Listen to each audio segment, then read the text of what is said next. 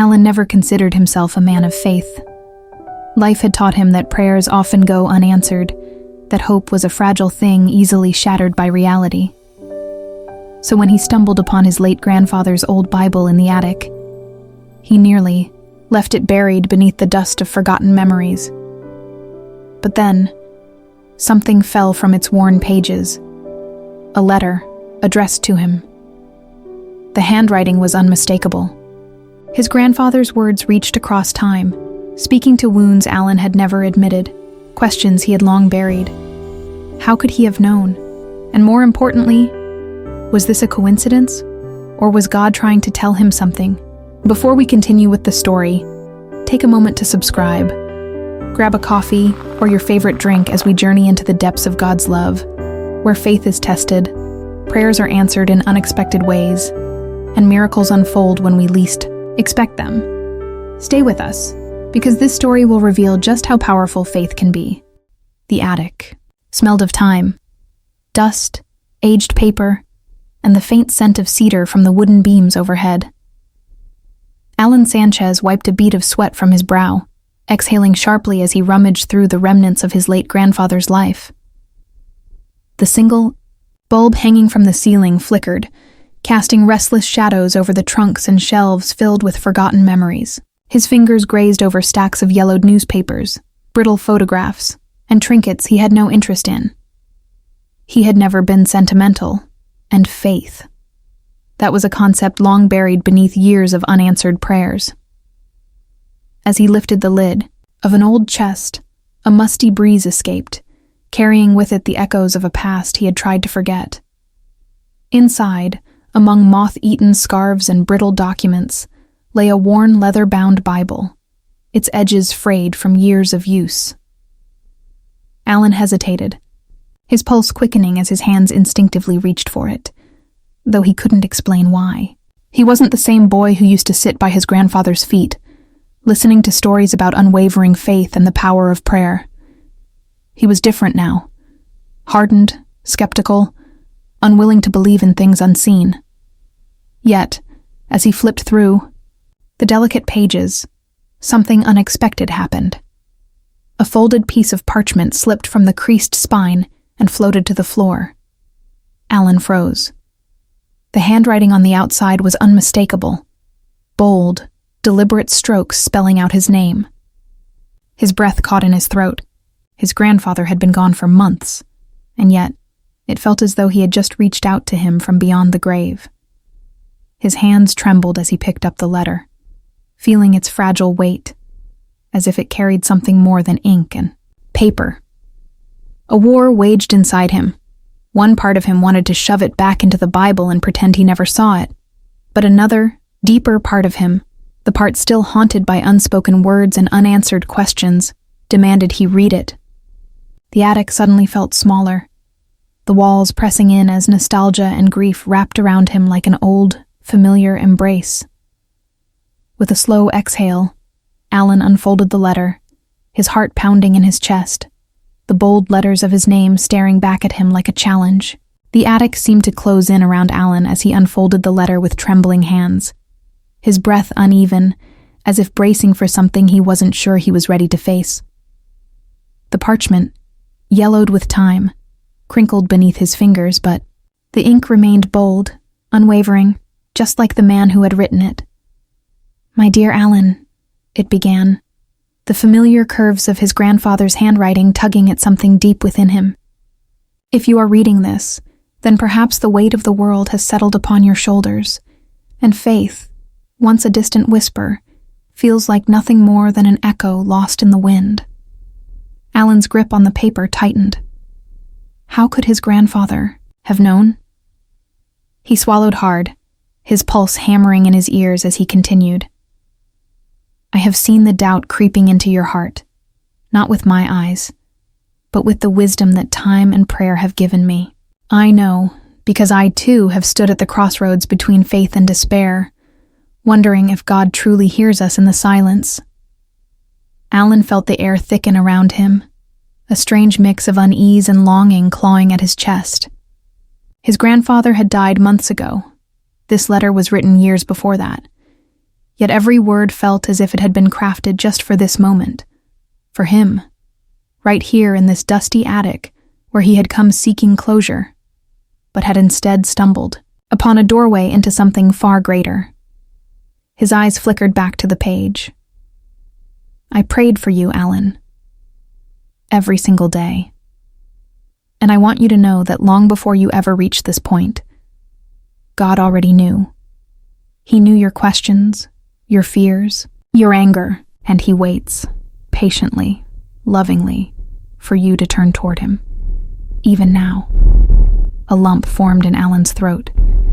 He had spent so many years convinced that prayer was nothing more than a futile exercise, words thrown into the void without answer or meaning. Yet here was proof that someone had been praying for him all along. And what if those prayers had led him here, to this exact moment? His gaze drifted to the bottom of the page, where a verse had been carefully inscribed in steady, deliberate strokes. Then you will call on me and come and pray to me, and I will listen to you. You will seek me and find me when you seek me with all your heart. Jeremiah 29:12-13. Allan exhaled sharply, the words pressing against his mind like an unspoken invitation. Was this merely coincidence? Or had his grandfather, through faith alone, seen something in him that he himself had been too blind to recognize? His hands clenched the letter as he wrestled with the truth staring him in the face. Perhaps the answers he had been avoiding weren't found in dismissing faith, but in daring to seek it. Allan sat in his car outside Isla's house, gripping the steering wheel as the weight of the letter pressed against his chest. He hadn't seen his sister in weeks, maybe months. Too long, he realized now. Isla had always been the one who clung to faith, even when life seemed determined to shake it out of her. She was the one who still prayed before meals, still spoke about God as if he were sitting right beside her, still carried that unwavering belief that everything happened for a reason. And now, as Allan stepped out of his car and knocked on her door, he knew she would see his visit as something more than a simple reunion. The door creaked open, and there she was, Isla, her dark eyes widening in shock before softening into something that looked suspiciously like understanding. Allan? She breathed, stepping aside to let him in. The warmth of her home wrapped around him, a stark contrast to the cold uncertainty swirling inside his chest. He barely had time to sit before the words spilled out. I found a letter, he muttered, rubbing the back of his neck. From Grandpa, in his old Bible. Isla stilled, her expression unreadable, but he caught the way her fingers tightened around her cup of tea. A letter, she echoed, her voice quiet, careful. What did it say? Allan hesitated, reluctant to admit just how much the words had shaken him. It was like he knew, he said finally. Knew that I'd be questioning everything, that I'd be sitting in that attic, wondering if faith is just some illusion. Isla's lips parted slightly, but she said, nothing waiting. It was something she had always done well, giving space for people to wrestle with their own thoughts. It even had a verse at the end, he added, his voice barely above a whisper. Jeremiah 29:12-13. At that, Isla let out a small, almost breathless laugh, but there was no mockery in it, only quiet awe. Of course it did, she murmured, shaking her head with a knowing smile. Allan, don't you see? This isn't a coincidence. Grandpa prayed for you every day. And maybe this is God answering those prayers in his own time. Allan tensed, his skepticism rising like a wall between them. Or maybe it's just an old man's hope that never amounted to anything, he countered, his voice sharper than intended. But Isla wasn't fazed. She simply looked at him, patient, unwavering. You came here for a reason, she said gently, whether you want to admit it or not. Allan exhaled slowly, the weight in his chest refusing to budge. "Come to church with me," Isla urged. "Just once." He shook his head immediately. "I can't." He wasn't ready. Not yet. Maybe not ever. Isla nodded, not pushing, just as their grandfather once had. "All right," she said, "but promise me you'll keep the letter." Allan met her gaze, hesitating before finally nodding. "Yeah," he murmured. "I'll keep it." That night, sleep did not come easily, for Allan. He lay on his bed, staring at the ceiling, the letter resting on his nightstand like a ghost whispering in the dark. His mind drifted backward, pulled into memories he had buried deep, memories of his grandfather, frail and weak, his once strong hands trembling as he struggled to do even the simplest things. Allan had prayed then, harder than he ever had in his life. Kneeling beside his bed as a teenager, he had begged God for a miracle, pleading through gritted teeth, bargaining with whatever shred of faith he had left. "Heal him, please. We carefully crafted this story, and we truly appreciate your support. More than that, we've prayed that the Holy Spirit will touch your heart in ways only He can. Subscribe, leave a comment, and share this video with someone you love." Now, let's return to the story. If you're real, if you actually care, don't let him die. But each day, his grandfather only grew weaker, the light in his eyes dimming like a candle burning to its last flicker. Allan had watched, helplessly as the man who once carried him on his shoulders could barely lift a spoon to his mouth, and when the day finally came, when his grandfather took his last breath, something inside Allan had shattered beyond repair. He hadn't just lost his grandfather. He had lost his belief in a God who was supposed to listen, supposed to care. "Why didn't you answer?" The thought burned inside him even now, all these years later, reigniting the bitterness he had tried so hard to suppress. The silence that followed his prayers had been deafening, suffocating. And yet, here he was, holding onto a letter that should have meant nothing to him, a letter that seemed to speak directly to the wounds he had spent years pretending didn't exist. With a heavy sigh, Allan turned his head toward the nightstand, his eyes landing on the aged paper. His grandfather's handwriting was steady, intentional, carrying a weight that unsettled him. He hesitated before reaching for it again, his fingers tracing the creases, as if the answers he had long searched for could be found in the texture of the paper itself. His eyes skimmed over the words until they landed on a sentence he hadn't noticed before. "Faith is more than what the eyes can see, Allan." His breath caught in his throat. His grip on the letter tightened as he read it again. Faith is more than what the eyes can see. It was almost as if his grandfather had known he would struggle, known that he would question everything when God's silence had felt like abandonment. The words challenged the anger simmering inside him, daring him to believe that maybe, just maybe, he had been looking at it all wrong. But how could he believe in something he couldn't see? How could he trust in a God who had let him down when he needed him most? His mind waged war against itself, doubt and longing colliding in a battle that had no clear victor. And yet, despite everything, he found himself turning the page, heart pounding, as if the next words might change everything. Allan sat at his desk, the old Bible resting before him, its cracked leather cover worn with time. The weight of the letter pressed against his fingers as he hesitated, his pulse thrumming with something he couldn't quite name. Doubt? Curiosity? Maybe both. He wasn't sure why he was doing this, why he was letting the words of a man long gone pull him into something he had walked away from years ago.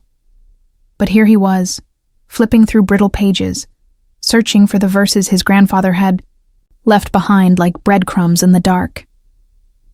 Proverbs 3:5-6. His eyes scanned the familiar passage, words he had heard 100 times in his childhood, but never truly listened to. Trust in the Lord with all your heart, and lean not on your own understanding. In all your ways submit to him, and he will make your path straight. Allan exhaled sharply, his fingers tightening around the edges of the Bible. Lean not on your own understanding. That was the part that gnawed at him, because wasn't that what he had been doing all these years? Relying on his own logic, his own reasoning, convinced that if he couldn't see God at work, then he simply wasn't there. His chest tightened as another verse tugged at his thoughts. The next one his grandfather had left for him, Romans 8:28. Swallowing, he turned the pages, his heart pounding with each rustling movement. His gaze settled on the words, and he read, aloud before he could stop himself. And we know that in all things God works for the good of those who love him, who have been called according to his purpose. Allan let out a dry laugh, shaking his head. All things? He scoffed under his breath. What good had ever come from losing Grandpa? But the words clung to him, refusing to let go. What if... The thought was barely a whisper in his mind, but it was there persistent. What if there was more to all of this? What if the pain, the doubt, the silence? What if it all had a purpose he just couldn't see yet? He leaned back in his chair, running a hand down his face, frustration and something dangerously close to hope warring inside him. His grandfather had known. He had known Allan would struggle with these very things, that he would wrestle with faith and doubt like two sides of a blade. And yet, he had left him these verses, these words, as if to remind him that even when he couldn't see the path, it didn't mean there wasn't one. Allan closed his eyes, exhaling slowly. Another verse came to mind, though he hadn't read it yet, something about seeking wisdom from godly counsel. And with it, a name surfaced from the depths of his memory, Pastor Gabriel, the old preacher from his childhood, the man who had once spoken of faith with such certainty that it had almost been contagious.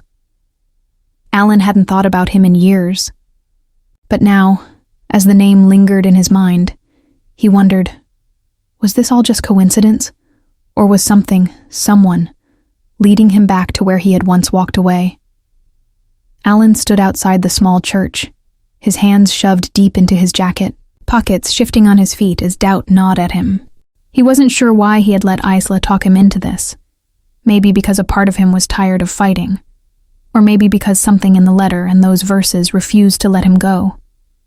Either way, he was here, staring at the familiar wooden doors of the church he had long since abandoned. With a deep breath, he pushed them open, stepping inside to find the air thick with the scent of old books and polished pews. It felt strangely untouched by time. A voice called his name, warm and familiar, Pastor Gabriel. The older man looked up from his desk in the small office, his face lighting up with a smile that held no trace of judgment, only genuine surprise and something else Allan couldn't quite place. It's been a long time, the pastor said, gesturing for him to sit. Allan hesitated before lowering himself onto the chair, bracing for a lecture, for a sermon about lost sheep and wandering souls. But it never came. Instead, Pastor Gabriel simply waited, his kind eyes searching Allan's face. The silence stretched until Allan finally exhaled, running a hand through his hair. I don't even know why I'm here, he admitted, his voice raw with frustration. I don't think I believe anymore. He expected the pastor to look disappointed, maybe even hurt. Instead, Gabriel simply nodded, as if he had heard it all before. Tell me why. Allan blinked, caught off guard.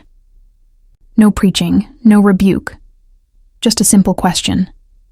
And somehow, that made it harder to answer. He leaned forward, his elbows on his knees, staring at the worn wooden floor. It's just, if God is real, why does he feel so distant? Why do bad things happen to good people? I prayed, so many times, but it always felt like I was talking to nothing. His voice cracked slightly, and he hated how vulnerable he sounded. Pastor Gabriel didn't rush to respond. He simply nodded again, letting the weight of Allan's words settle before speaking. Faith isn't about having all the answers, Allan. It's about learning to trust even when we don't understand. Allan let out a dry laugh. That's a nice sentiment, but it doesn't change anything. The pastor smiled, undeterred. Maybe not immediately, but can I challenge you to something? Allan raised an eyebrow, already regretting coming here. Challenge? Gabriel leaned forward, resting his hands on the desk. 1 chapter, a day. That's it. No expectations, no pressure. Just read. Let the words sit with you. Allan scoffed, but something about the request unsettled him. It was too simple, too easy. Yet for reasons he couldn't explain, he found himself nodding. Fine, 1 chapter. Gabriel's smile widened, but he said nothing more. As Allan left the church, a Bible tucked under his arm, he wondered if he had just agreed to something that would change everything. Allan sat on the edge of his bed, staring at the Bible resting in his lap. The weight of it felt heavier than it should, as if it carried something unseen. Expectations, history, maybe even the whispers of his grandfather's prayers. He exhaled slowly, his fingers brushing over the worn leather cover before finally opening it. The pages rustled softly, and his eyes landed on the Gospel of John. In the beginning was the Word, and the Word was with God, and the Word was God. He read the words again, slower this time, letting them settle in his mind. He had heard them before, long ago in Sunday school, but tonight they felt different. The Word was God. What did that even mean? He continued reading, drawn in despite himself. As he reached the part where John described Jesus as the light shining, in the darkness something stirred deep within him, something unexplainable yet undeniable. He had spent so long lost in his own darkness, convinced there was no light, no guidance, no divine presence that cared. But here, in this moment, the words didn't feel distant. They felt personal, real, like they were meant for him. He shook, his head trying to dismiss the thought. But a new kind of unease settled in, one that had nothing to do with doubt and everything to do with possibility. What if he had been wrong? What if there was something, or someone, reaching out to him? Through these ancient words, the idea unnerved him. He wasn't ready for faith. He wasn't ready to trust in something he couldn't see. And yet, he couldn't deny the way his heart reacted to what he was reading. He closed the Bible, pressing his fingers against his temples. 1 chapter a day.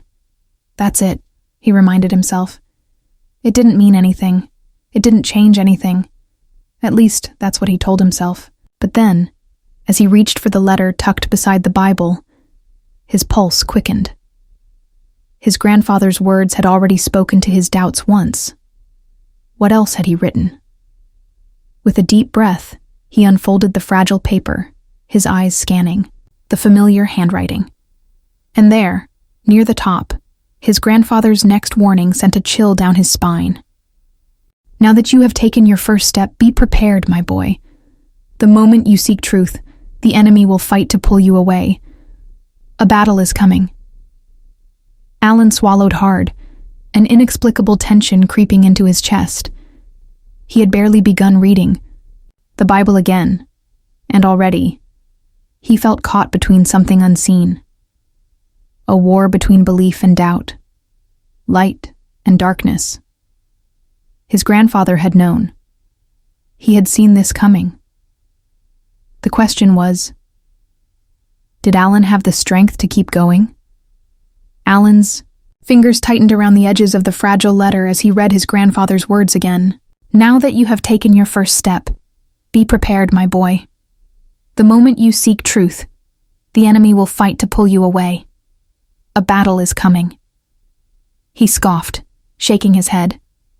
Spiritual warfare? It sounded like something out of a sermon his grandmother used to preach, warning him and Isla about the dangers of the world. He had dismissed those warnings then, and he wanted to dismiss them now. But something about this moment, the eerie way the letter seemed to anticipate his exact struggles, The way the words felt like more than just ink on paper sent a chill down his spine. His grandfather had written this years ago. How could he have known Allan would one day be sitting here, torn between doubt and something deeper he wasn't ready to name? Faith is often tested through trials, the letter continued. You will be tempted, distracted, and made to believe that none of this matters. But remember, truth is not about what you feel. It is about what is real. Allan exhaled sharply, rubbing his temples. He had spent years building his skepticism like armor, but now, for the first time, he wondered if he had been protecting himself from the wrong thing. His grandfather had always believed faith wasn't about blind trust, but about seeking answers. That's all Allan was doing, wasn't it? Just seeking. And yet, the idea that something or someone would actively try to pull him away from this path unsettled him. It was just words on a page, but why did it feel like a warning? His phone buzzed, breaking the tension. He grabbed it, grateful for the distraction. A message from an old friend, Jake, flashed across the screen. Bro, it's been too long. Big party tonight. You in? Allan hesitated. If this had been yesterday, or even an hour ago, he wouldn't have thought twice. A few drinks, some laughs, the usual routine of numbing himself to whatever was gnawing at him. But now, after reading this letter, the timing felt too perfect, too convenient. He could already hear Isla's voice in his head, calling it a test. But that was ridiculous, right? This was just a coincidence.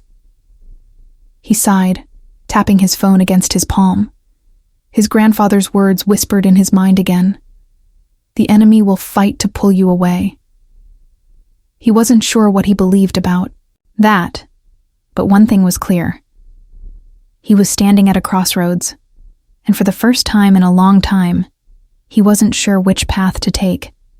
The music pounded through the walls, a rhythmic escape drowning out everything Allan didn't want to think about.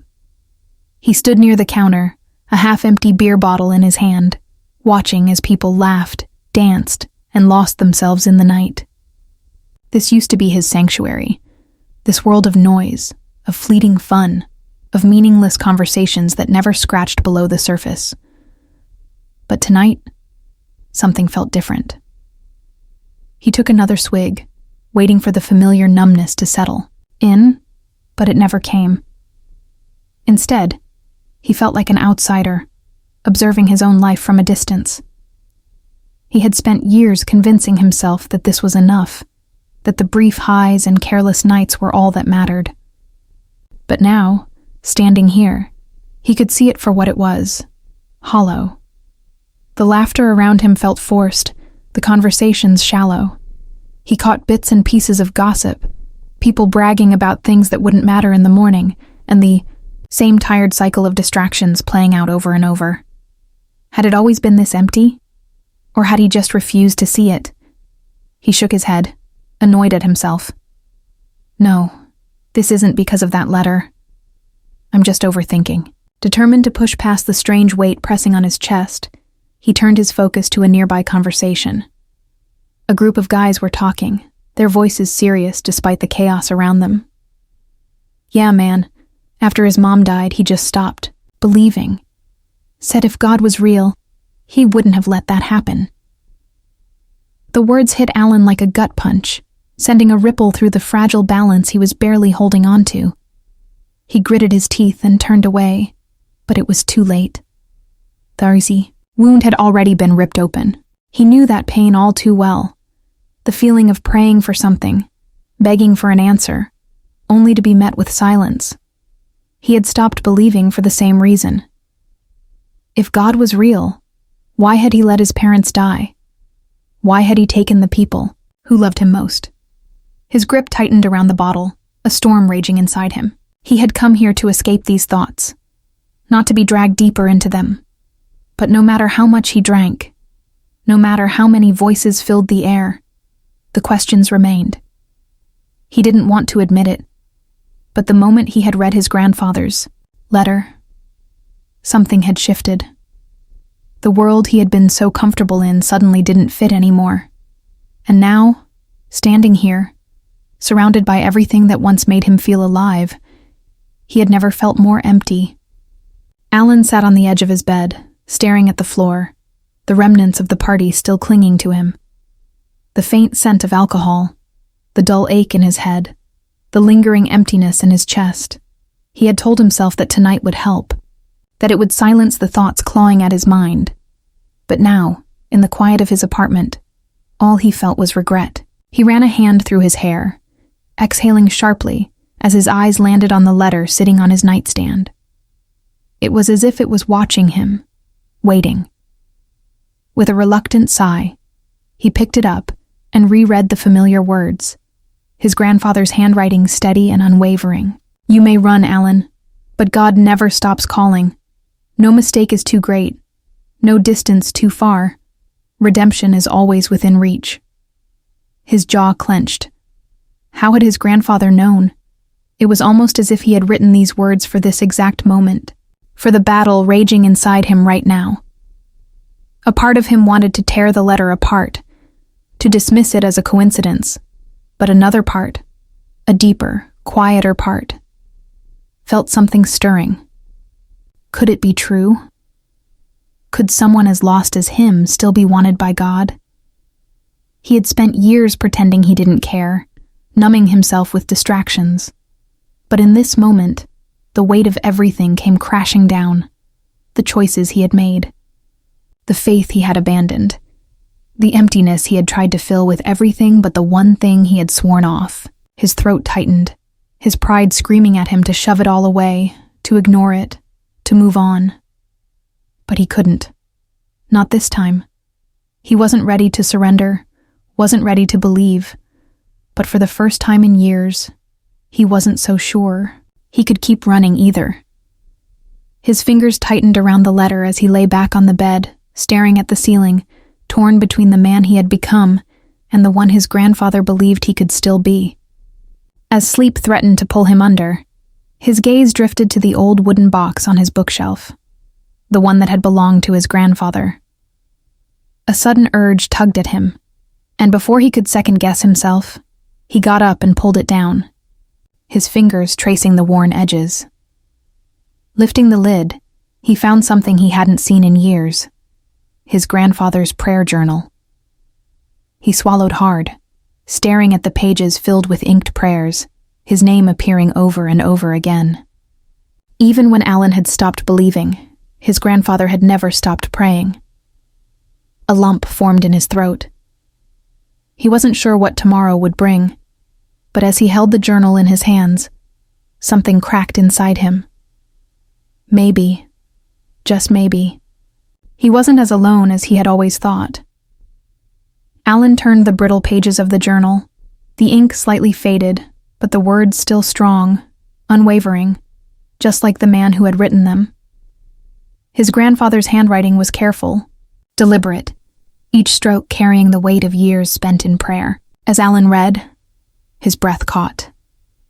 These weren't just vague prayers. They were specific. His grandfather had prayed for his struggles, his doubts, his future. "Lord, I lift up Allan to you today. He's lost right now, but I know you haven't lost him. Open his eyes, soften his heart. Bring him home when the time is right." Allan's hands tightened around the pages, his chest constricting. His grandfather had written this on the exact day Allan had walked away from church all those years ago. He flipped through more entries, his heartbeat quickening with each one. "Father, I know he's searching for something. Let him find you, even when he doesn't realize he's looking." The words blurred as his vision grew misty, the weight of it settling deep into his soul. He had spent so many years believing he was alone, that no one truly saw him. But here, in ink and paper, was proof that someone had. His grandfather had been covering him in prayer all along, even when Allan had been running the other way. He swallowed hard, his fingers tracing the edges of the journal, as if holding onto it could somehow bring back the man who had once held him as a child. told him Bible stories by the fireplace, and prayed over him when he thought he was asleep. A lump formed in his throat. He had been loved more deeply than he had ever realized. His gaze dropped to the very last entry, dated just days before his grandfather's passing. The handwriting was shakier, the lines not as straight, but the message was clear, piercing, straight through Allan's defenses. Allan, if you ever read this, know that it's never too late. He's still waiting. Come back to him. A single tear slipped down Allan's cheek before he could stop it. He wiped it away quickly, almost angry at himself for feeling so exposed, so vulnerable. But the truth was, something inside him was breaking, cracking open in a way that terrified him. He had spent years convincing himself that faith was foolish, that prayer was empty words, but this was something else entirely. His grandfather had prayed these words years ago, and yet they felt as though they had been written for this very moment. As if he had known Allan would be sitting here, struggling, questioning, longing for something he couldn't quite name. His hands trembled as he closed the journal, pressing it against his chest as he leaned back against the wall. He wasn't sure what to do next, but for the first time in a long time, he wasn't so sure he wanted to keep running. Allan sat on the edge of his bed, the journal still clutched in his hands, when his phone buzzed. It was a message from Isla. Hey, there's a small prayer gathering at church tonight. No pressure, but I'd love for you to come. He exhaled sharply, rubbing his temple. She knew. Somehow she always knew. He had told no one about the letter, about the journal, about the war raging inside him. And yet, here she was again, extending an invitation, not with force, not with judgment, just a simple offer. He stared at the screen, thumb hovering over the keyboard. I'm not really into that stuff anymore. That's what he wanted to say. That's what he always said. But for some reason, the words felt hollow now. He had spent the last few nights, tossing and turning, unable to shake the feeling that someone, was trying to reach him. His grandfather's prayers, the scriptures, the timing of it all. Could it really be coincidence? Or was there something more? He clenched. His jaw. This was ridiculous. He was just reading too much into things, right? And yet, he found himself typing, "What time?" The reply came almost instantly. 7 p.m.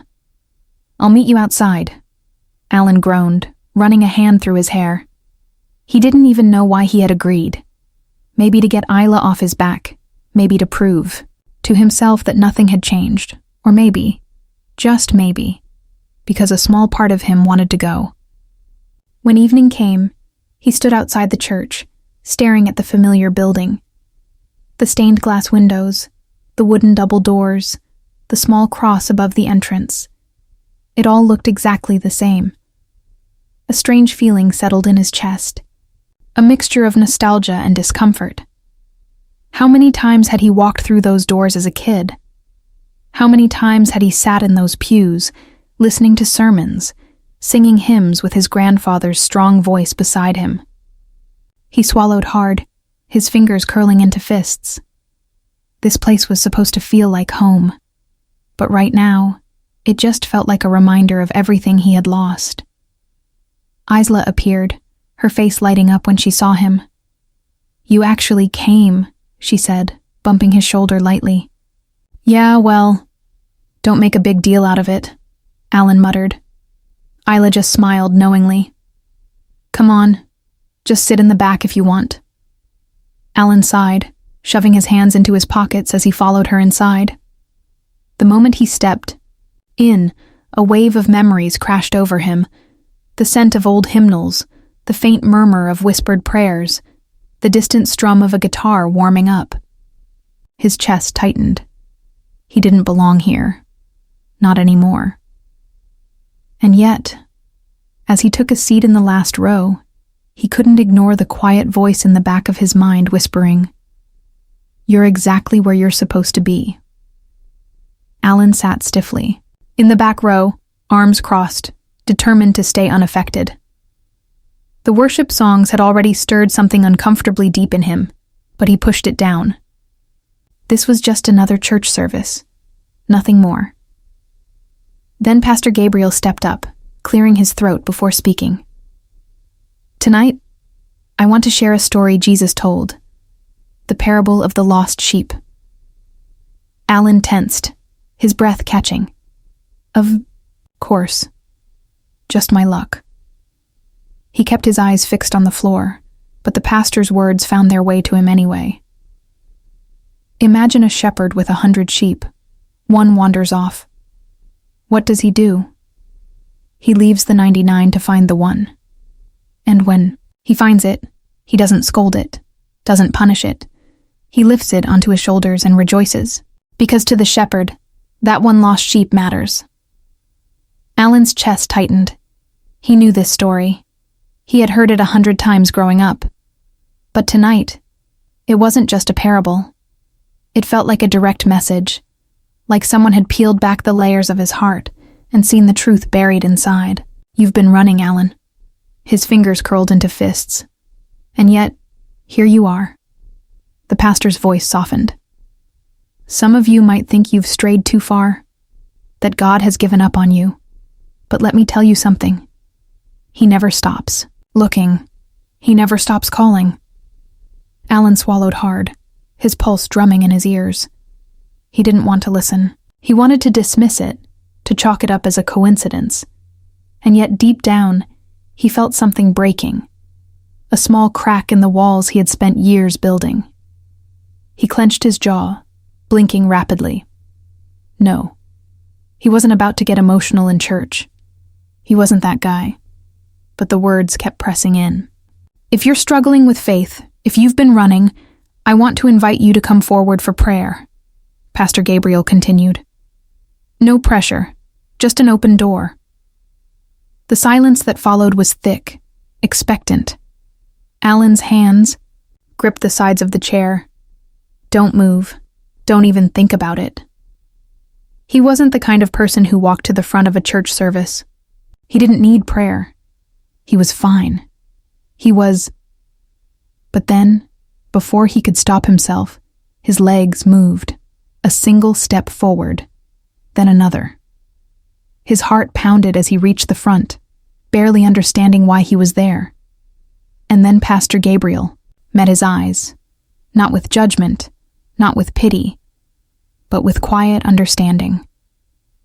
"Welcome home," the pastor said softly. And that was it. Something inside Allan crumbled. For the first time in years, he let himself believe, just a little, that maybe, just maybe, God had never stopped looking for him. Allan remained in his seat, gripping the edge of the pew, his breathing uneven. His legs had betrayed him for a moment, but he had managed to stop himself before going any further. He wasn't ready. Not yet. Around him, people whispered prayers, some stepping forward to receive them, others bowing their heads in quiet reverence. He felt out of place, like an intruder in a world that had once been his, but now felt foreign. His heart pounded as he clenched his fists, as if tightening his grip on his own resistance. But in the depths of his turmoil, a quiet thought surfaced. What if... He swallowed hard, shutting his eyes. He wasn't even sure if he was thinking or praying, but the words formed anyway. "God, if you're real, show me." It was the most honest thing he had said in years, stripped of pretense, raw and uncertain. He waited, almost expecting something dramatic, a thunderous voice, a sudden wave of emotion. But there was nothing, just the steady hum of the church, the faint rustling of people shifting in their seats. Maybe this is pointless. He sighed, about to push the moment aside, when a voice interrupted his thoughts. "I want to share something." A man near the front spoke, his voice carrying through the stillness. Allan's eyes flicked up, curiosity overriding his indifference. The man looked ordinary. probably in his mid-40s, dressed in a simple button-down. "There was a time I thought God had forgotten me," he continued. "I walked away from faith, convinced it was all just words. But then, life hit me hard. I lost people I loved. I made mistakes I thought I'd never recover from." Allan's throat tightened. "This sounds familiar." The man took a breath, his gaze scanning the room. "I told God, if you're real, prove it. And let me tell you." He did. A hush fell over the congregation. Allan's fingers twitched, a chill running down his spine. He had just whispered that same plea. His mind scrambled for an explanation. Coincidence. It has to be. But deep inside, something stirred. A tiny ember flickering in the darkness. The man smiled faintly. "God isn't afraid of our doubts. He doesn't turn away when we question him. He meets us where we are." Allan swallowed, the weight of those words pressing against his heart. He wanted to argue, to dismiss it as a well-timed speech, but it felt too personal, too precise, like an answer to a question he had barely dared to ask. He exhaled sharply, rubbing a hand over his face. He wasn't sure what was happening, but for the first time in years, the idea of God didn't feel distant. It felt near, as if, somehow, he had been listening all along. As the service ended, Allan tried to slip out quietly, his mind racing from what he had just experienced. But before he could reach the door, a gentle hand touched his arm. Startled, he turned to see an elderly woman, her warm eyes filled with something that made him uneasy. Recognition. "Young man," she said softly, "I don't know you, but the Lord put you on my heart today." Allan stiffened. He wasn't sure how to respond. She continued, "I felt led to pray for you, and I don't believe that's by accident." His throat went dry. What is going on? First the sermon, then the testimony, and now this. He forced a polite nod, unsure whether to engage or walk away. But the woman's next words stopped him cold. "I once lost my faith too," she admitted, her voice tinged with both pain and peace. "Life hit me in ways I never expected. I was angry, confused. I turned away from God, thinking he had abandoned me." Allan's chest tightened. How did she know to say that? He had never seen this woman before. "But you know what?" she continued. "Even when I walked away, he never stopped pursuing me.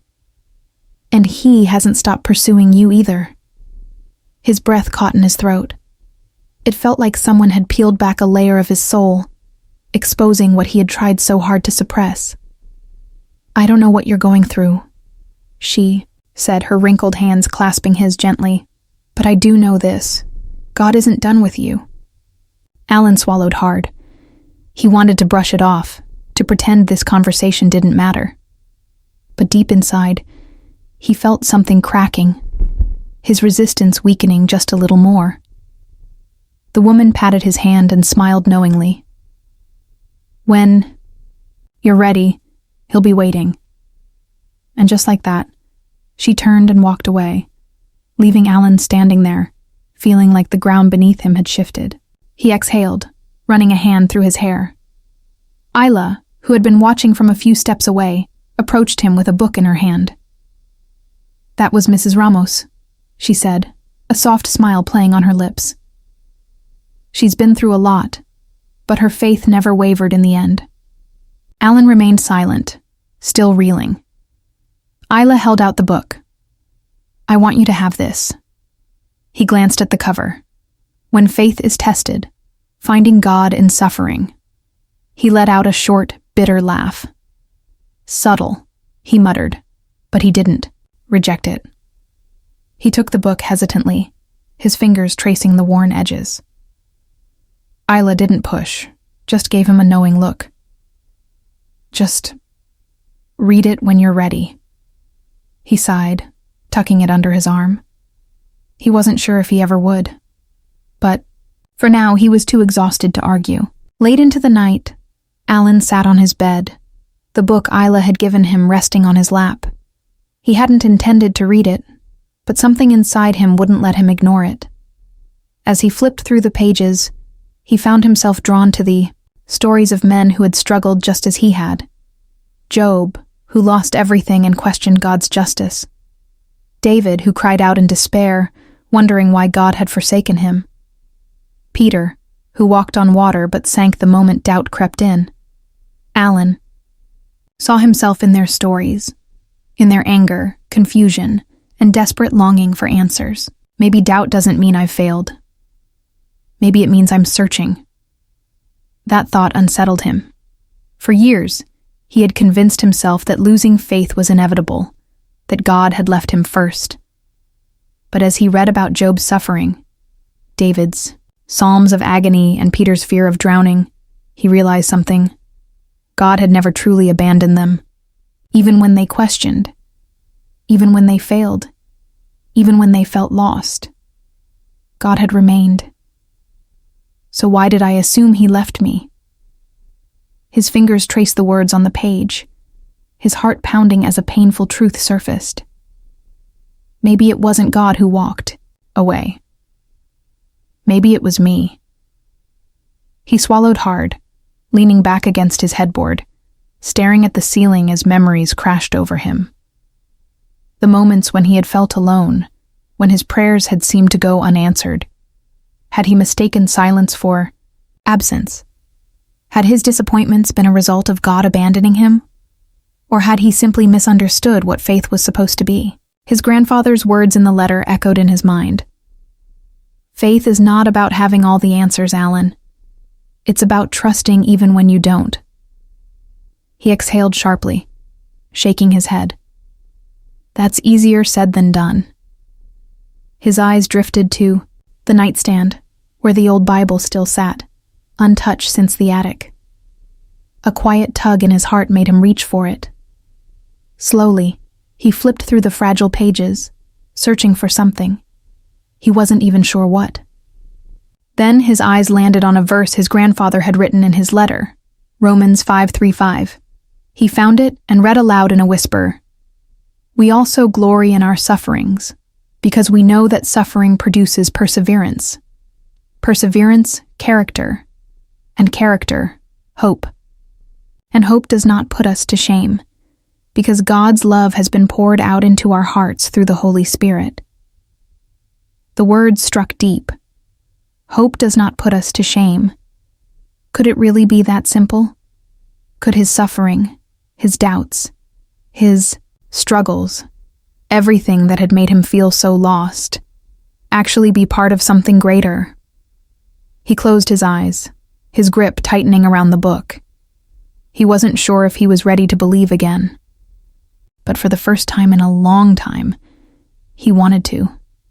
The cool night air wrapped around Allan as he walked aimlessly through the empty streets, his hands shoved deep into his pockets. He didn't know where he was going, but the frustration in his chest burned too fiercely to stay locked inside his room. He had spent the past few nights wrestling with questions he couldn't shake, and now, with no one around to hear him, they finally erupted. "All right, God," he muttered, voice laced with bitterness. "You wanted my attention? You got it. So answer me this. Why didn't you heal Lolo?" His words hung in the air, swallowed by the night's silence. A lump formed in his throat, but he refused to swallow it down this time. "He prayed to you his whole life," Allan continued, his voice rising. "He believed in you, trusted you, and you still let him die." His footsteps quickened as anger pulsed through him. "If you're so good, why did you let him suffer? Why did you let me suffer? Do you even care?" He hadn't realized his hands were trembling until he stopped walking, his breath uneven. It felt strange, standing in the middle of an empty sidewalk, yelling at the sky. But he didn't care. For years, He had carried these questions like a weight chained to his heart, afraid to voice them, afraid that even if he did, there would be no answer. But as the quiet stretched, a memory surfaced, one he hadn't thought about in years. He was a child, sitting on the church steps with Pastor Gabriel after a funeral. "Sometimes God heals a soul instead of a body," the pastor had said gently. At the time, Allan hadn't understood.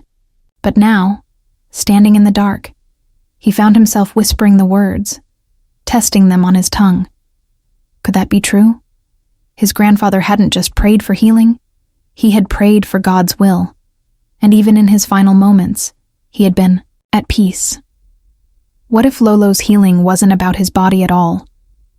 What if it was about something deeper, something eternal? The thought unsettled Allan, because it meant he had spent years resenting a God he had never truly tried to understand. He exhaled sharply, running a hand over his face. "I don't get it," he admitted aloud. "I don't know if I ever will." His voice cracked, his anger draining into something else, something raw.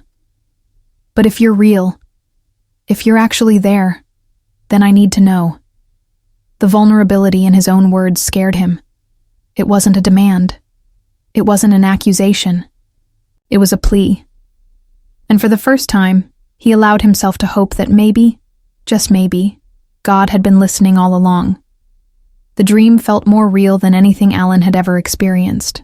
He was standing in the old backyard of his childhood home, the warm glow of the afternoon sun casting golden light over everything.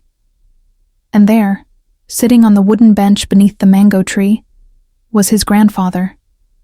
Not frail, not weary, just as he had been before sickness stole his strength.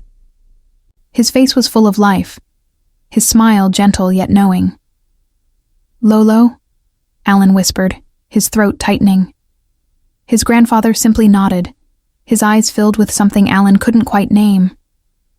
"I don't understand," Allan admitted, stepping closer. "I've been so angry. I kept asking why God didn't heal you." At that, his grandfather chuckled softly, as if Allan were still a little boy struggling with a simple math problem. "I was healed, Hee-ho," he said, his voice carrying no trace of sorrow. "Just not in the way you expected." Allan frowned, shaking his head. "But you—" "I was healed in ways you cannot see," his grandfather interrupted, kindness woven into every word. "You're looking for answers, but faith isn't about having all the answers. It's about trusting the one who does." The words settled over Allan like a blanket, warm and unfamiliar. He wanted to ask more, to grasp the meaning fully, but before he could speak again, the dream began to dissolve, the light brightening, his grandfather's form fading like mist. Allan's eyes snapped open, his chest rising and falling in steady breaths. The room was quiet, the only sound the faint rustling of leaves outside his window. But something was different. The weight that had pressed on him for so long wasn't gone, but it had shifted. Lighter, less suffocating. He ran a hand over his face, half expecting the frustration from the night before to return. But all he felt was peace. Not the kind that made sense, not the kind that came from logic or certainty, but the kind that lingered despite the unknown. The kind he had never let himself believe in. Sitting up, his eyes landed on the Bible beside him. For so long it had felt like a book filled with empty words, stories that belonged to others, not to him.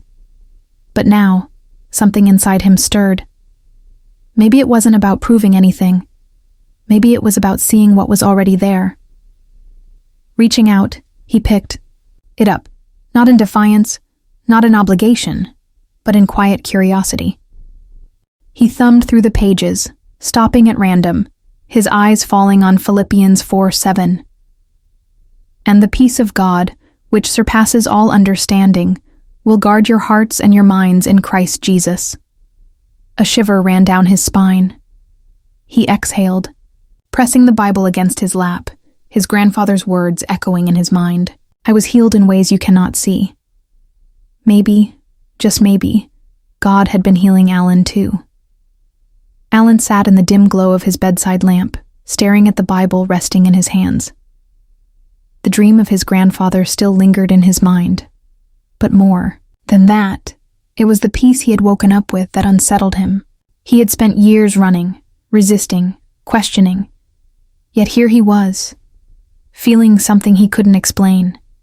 His entire life, he had approached God like a puzzle to be solved, a force to be debated.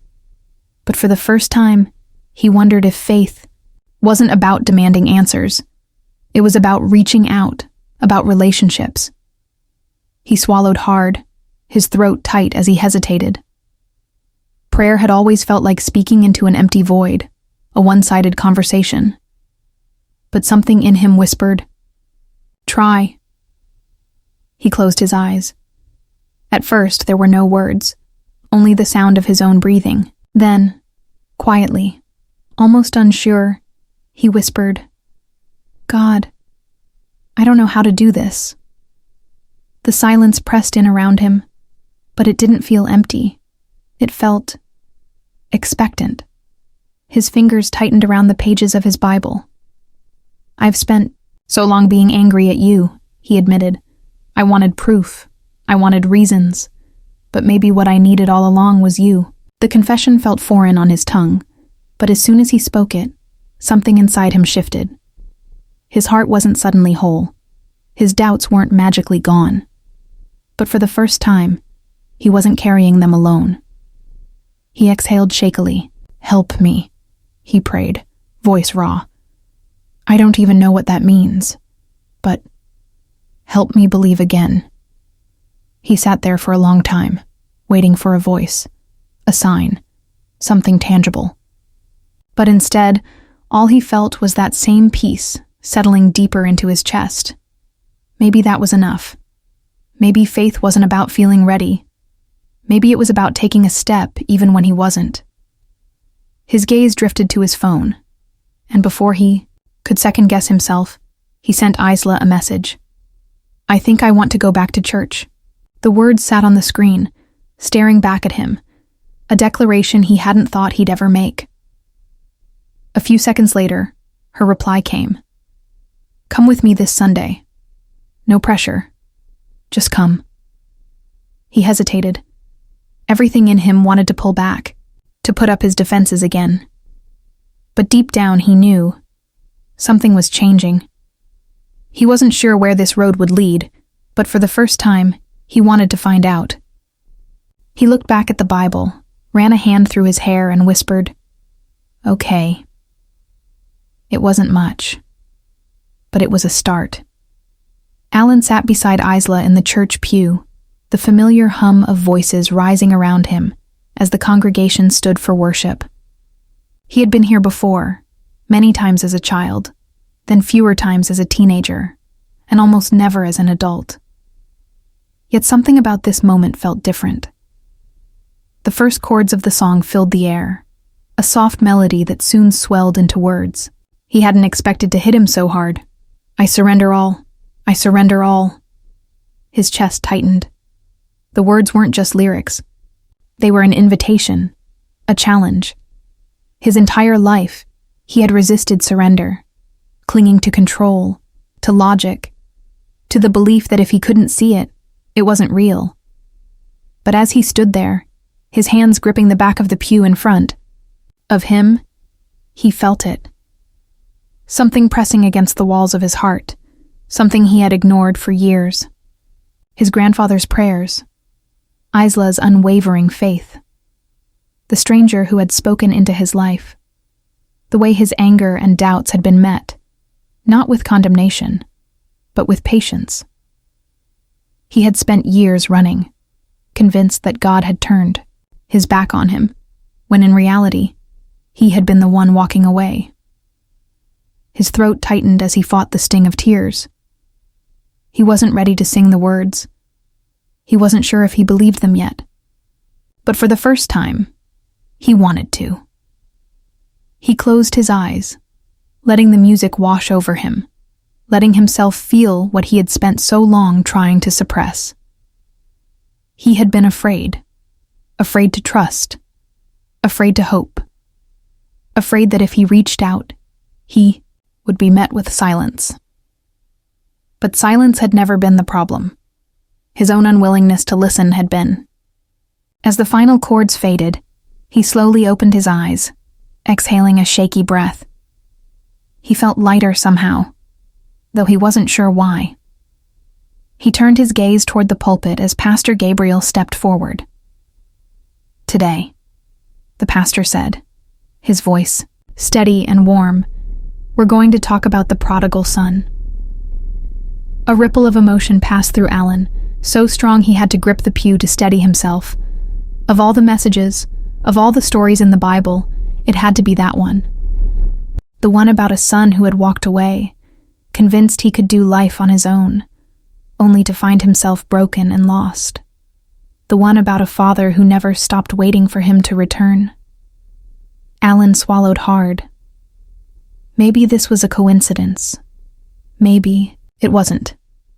Either way, he knew one thing for certain. He wasn't here by accident. The room felt heavier, as if time had slowed, every sound muffled except for the steady pounding of Allan's heart. Pastor Gabriel's words echoed through the sanctuary, his voice both gentle and firm. "If you feel far from God, if you've been running, He is still waiting. The door has always been open. Come home." Allan's breath caught in his throat. He knew, deep in his soul, that the invitation was for him. The weight of years of bitterness, doubt, and disappointment pressed against his chest, holding him back. His mind screamed excuses. "You're not ready. You still have questions. What if nothing changes?" But beneath the noise there was something else. A whisper. "You don't have to have all the answers to take the first step." His fingers curled into fists at his sides. Fear clenched around him, warning him that stepping forward meant letting go. And if he let go of his anger, his pride, his pain, what would be left? Would God even want him after all this time? He looked around, expecting eyes to be on him, but no one was watching. The moment wasn't about them. It was between him and God. He glanced at Isla, who stood quietly beside him, her head bowed. She hadn't pressured him, hadn't forced him. She had simply walked with him, letting him reach this point on his own. Another voice inside him, quieter yet unwavering, whispered, "You've spent years walking away. Why not try walking toward?" His throat tightened. He inhaled sharply, feeling as if he were standing on the edge of something vast and unknown. His feet felt like lead, but somehow he forced them to move. One step, then another, then another. The moment his foot crossed the invisible line between hesitation and surrender, something in him broke. A sob threatened to escape, but he swallowed it down, his emotions tangled between relief and fear. He wasn't sure what would happen next. But for the first time in a long time, he wasn't running away. He was going home. Allan knelt at the altar, his knees pressing into the worn carpet, his hands trembling as he clasped them together. He hadn't prayed like this in years. Not with honesty, not with desperation that wasn't laced with resentment. A war raged within him, his mind still trying to hold on to control. But his heart, exhausted and battered, finally cracked open. His breath shuddered as he whispered, "God, I don't even know how to do this." The weight of his doubt, his anger, and his regret felt too heavy to put into words, but for the first time, he didn't try to filter his emotions. "I've blamed you," he admitted, his voice breaking. "I was so sure you didn't care, that you left me, that you let me suffer alone." The words poured out like a flood, years of bitterness spilling into the silence between him and heaven. "But I don't want to run anymore." His chest tightened, his fingers digging into his palms. "I don't know how to trust you, but I want to." The raw confession left him breathless. his body trembling under the weight of it. And then, silence. No booming voice, no sudden revelation. But something shifted. A warmth, subtle yet undeniable, settled over him. A presence. The kind he had spent years denying, yet now felt so real that it stole his breath. Tears burned his eyes as he finally let go, not just of his anger, but of the need to have all the answers before surrendering. A gentle hand rested on his shoulder, and he looked up to see an elder of the church, a man with kind, weathered eyes. The elder knelt beside him, his voice soft, yet full of authority. God has been waiting for you, son. You don't have to be perfect to come home. You just have to be willing. Allan swallowed hard, nodding, unable to speak. As the elder prayed over him, a peace deeper than understanding settled in his soul. For the first time in years, he wasn't fighting, he wasn't running, he was home.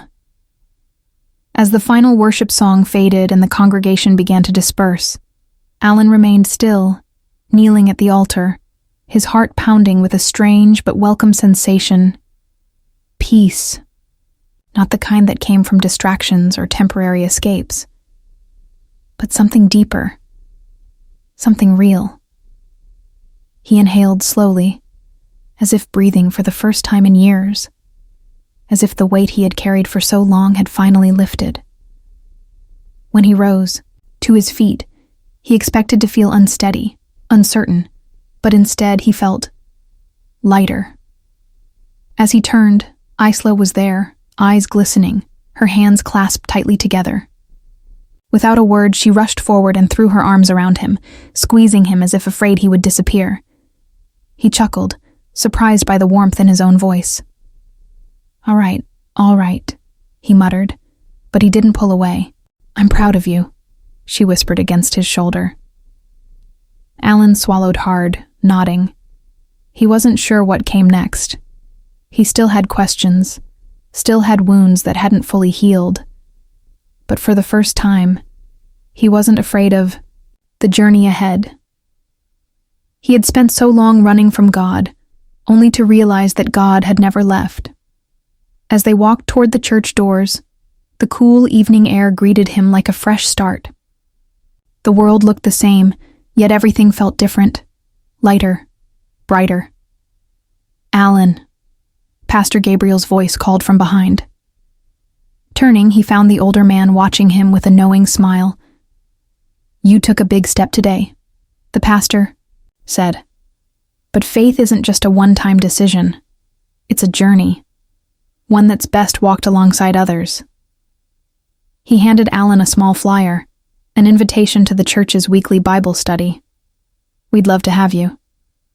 Allan hesitated, the old instinct to decline rising in his chest, but then he glanced at Ela, who nodded encouragingly. He exhaled, then took the paper, running his fingers over the words. A few days ago, he wouldn't have considered it. But now he was willing to take the next step. I'll think about it, he said, and for the first time in a long time, he meant it.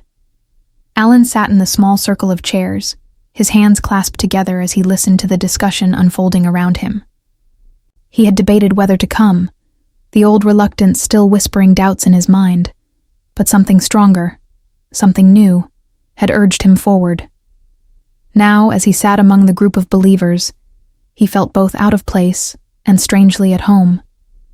The topic for the night was faith in suffering, and as one member shared about losing a loved one, yet still trusting in God's goodness, Allan felt a familiar ache rise in his chest. He had spent years believing that suffering was proof of God's absence, but as he listened to the testimonies around him, a new thought formed. What if pain wasn't abandonment, but a part of a greater story? He thought of his grandfather's unwavering faith, of the letter that warned him of trials yet encouraged him to hold on. He had never understood how his Lolo could trust God even in sickness. But now, as he heard similar stories of endurance, he realized that faith wasn't about avoiding pain. It was about finding God in the midst of it. A woman next to him, her eyes filled with both sorrow and strength, spoke of how her greatest trial had drawn her closer to Christ, not further away. Allan swallowed hard. Could it be that his suffering, his doubts, his anger had all been leading him back here? As the study ended, the leader encouraged them to spend time in Scripture daily, reminding them that faith was not built in a single night, but through consistent seeking. Allan thought of his grandfather's old Bible, the worn pages marked with notes and prayers. He had dismissed it before, but now he saw it for what it was, a map, guiding him back to something he had lost. As he walked out into the cool night air, he made a quiet commitment. He would open the Word, not out of obligation, but out of a desire to finally understand. Allan stared at his phone, the message glowing on the screen. "Bro, you in? Gonna be a wild night." A few weeks ago, he wouldn't have thought twice. He would have grabbed his jacket, numbed himself in laughter, drinks, and shallow conversations, convincing himself that this was what freedom looked like. But tonight, something was different. He hesitated, his thumb hovering over the screen, an invisible weight pressing on his chest. He had always thought faith was about rules, about losing, sacrificing, missing out. Yet, as he sat there, he realized that the real chains hadn't been in the church. They had been in the empty cycle of his old life, a life that had left him restless, unfulfilled, and searching. He exhaled deeply, staring at the unopened Bible on his desk. He had promised himself he would seek answers. Maybe this was the first test, to choose a different path, even when the familiar one called his name. With one last look at the message, he typed 2 simple words: "Not tonight." And for the first time, he felt no regret in saying no. Instead of heading out, he sank into his chair, flipping open the Bible to where he had left off. His eyes landed on Romans 12:2. "Do not conform to the pattern of this world, but be transformed by the renewing of your mind." The words hit him harder than expected. This was what he had been craving. Not another fleeting high, not another night of pretending, but transformation, something real and lasting. As he read deeper, he realized that choosing God meant more than just believing. It meant surrendering, walking away from the things that had once held him captive. It wasn't easy. A part of him still resisted, still wanted to argue, still wanted proof. But another part, one that had been growing stronger, whispered that this was the way forward. He closed his eyes, breathing in the quiet, letting the weight of his choice settle in. Tonight, he wasn't just avoiding temptation. He was breaking free. Allan stared at the email in disbelief. "Due to company restructuring, we regret to inform you." The words blurred as his heart pounded in his chest. Just when he had started to turn his life around, just when he had begun to believe that God was leading him somewhere new, everything crumbled beneath him. The old voice in his mind resurfaced, sharp and mocking. "See? What's the point of trusting God? Nothing's changed." He clenched his fists, frustration burning through him. He had walked away from his old life, tried to do the right thing, and yet, here he was, jobless, uncertain, and once again questioning if God was even listening. A bitter chuckle escaped him. "So this is what faith gets me?" The temptation to drown his worries in distraction crept in. But something held him back. This wasn't like before. He wasn't alone in this anymore. A memory surfaced. His grandfather's voice, gentle yet firm. "God's delays are not his denials, Anak. When things don't go your way, that doesn't mean God has abandoned you. It just means he has something better." Allan exhaled, rubbing his temples. It was easier to believe that when life was smooth. But faith wasn't just for the good days. Maybe this was the test. Would he trust God, even when things didn't make sense? He pulled out his Bible, flipping to James 1:2-3. Consider it pure joy, my brothers and sisters, whenever you face trials of many kinds, because you know that the testing of your faith produces perseverance. Joy? In this? It seemed impossible. But as he sat there, wrestling with his emotions, he realized that faith wasn't about never facing hardship. It was about choosing to trust, even in the uncertainty.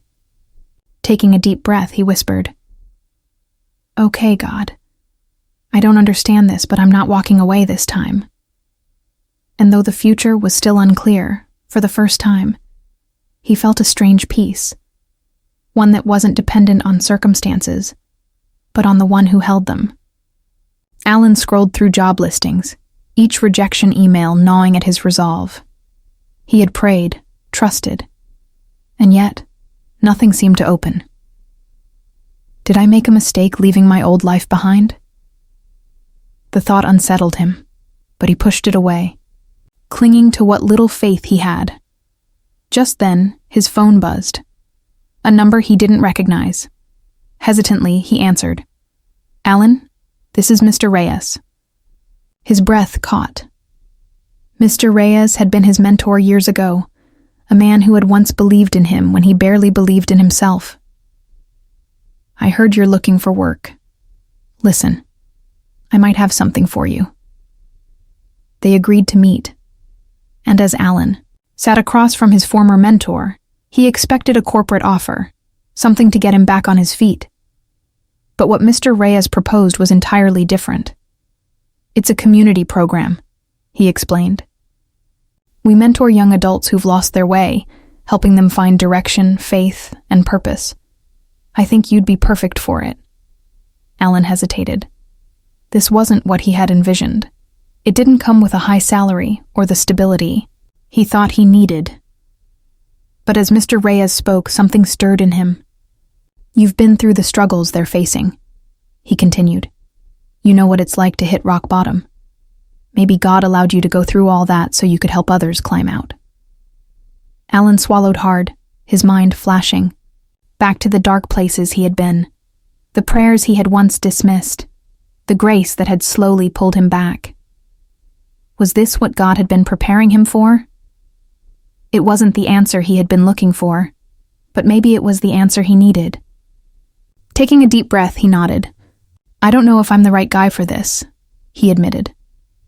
Mr. Reyes smiled knowingly. "None of us are, Allan. That's why we rely on God." At that moment, Allan realized something profound. God's provision wasn't just about giving him a job. It was about giving him a purpose. And for the first time, he wasn't just chasing security. He was stepping into something greater than himself. Allan sat in the small circle at Bible study, his hands clasped together as he listened to the others share.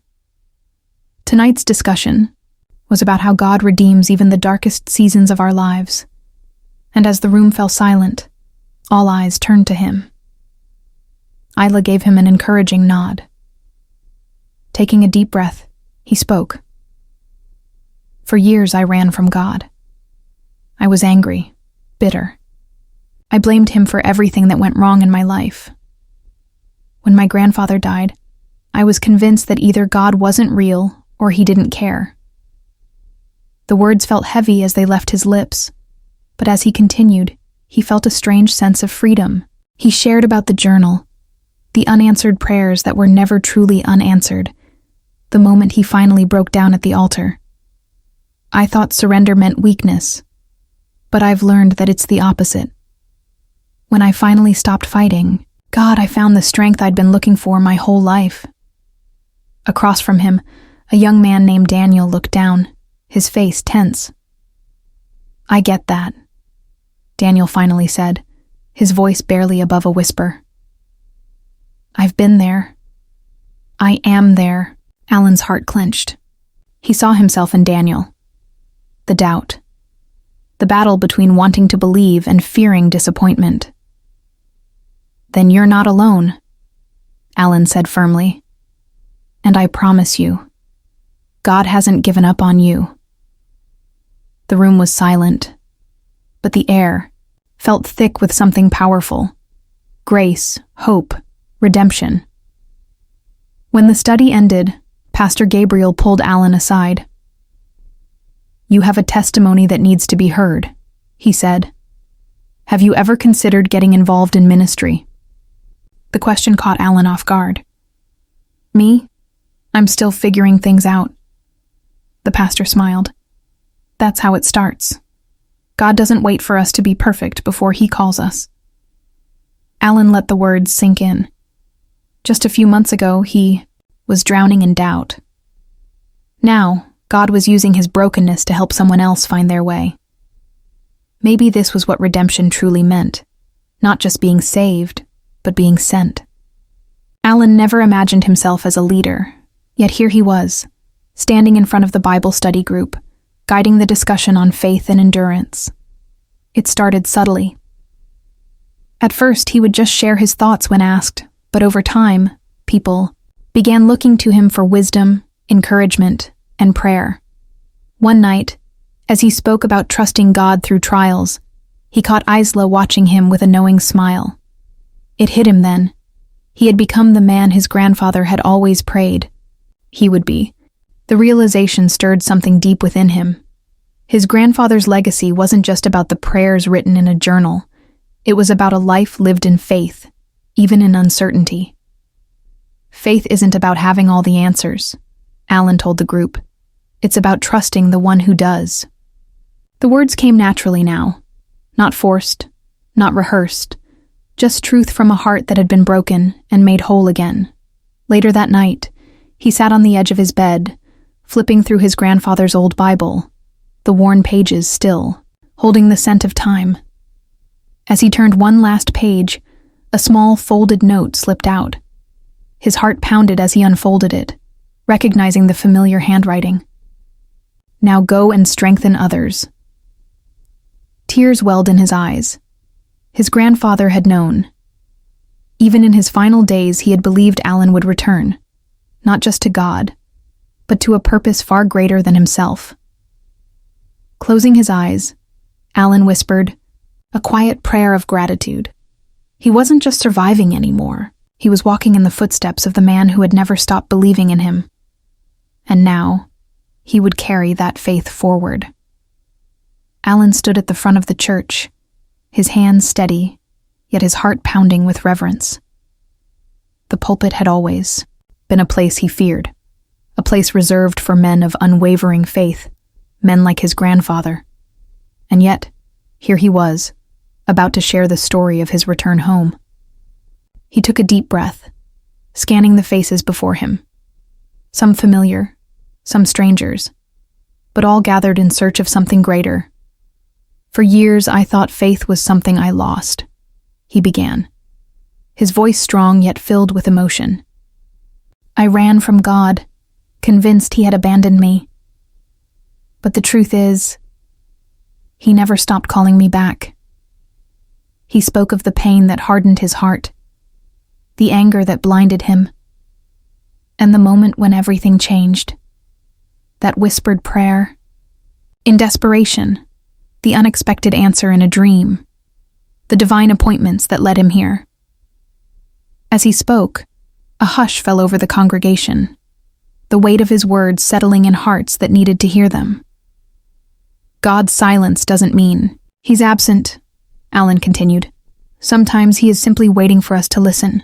He reached into his pocket, pulling out the fragile note he had found in his grandfather's Bible. The ink had faded, but the message remained clear. "Now go and strengthen others." His voice broke slightly as he held it up.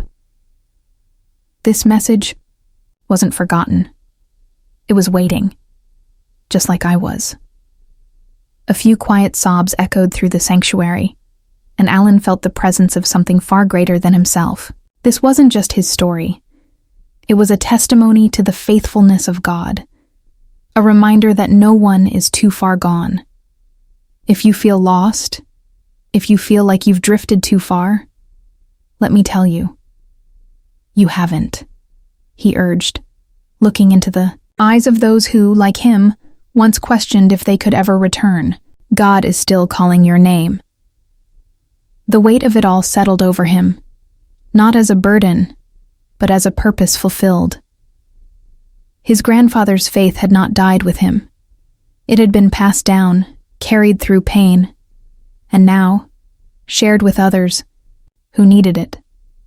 As Pastor Gabriel stepped forward to pray over the congregation, Allan closed his eyes, a deep peace filling him. He had come home, not just to God, but to the life he was meant to live. The message lived on, and so would he, carrying it forward for those still waiting to be found.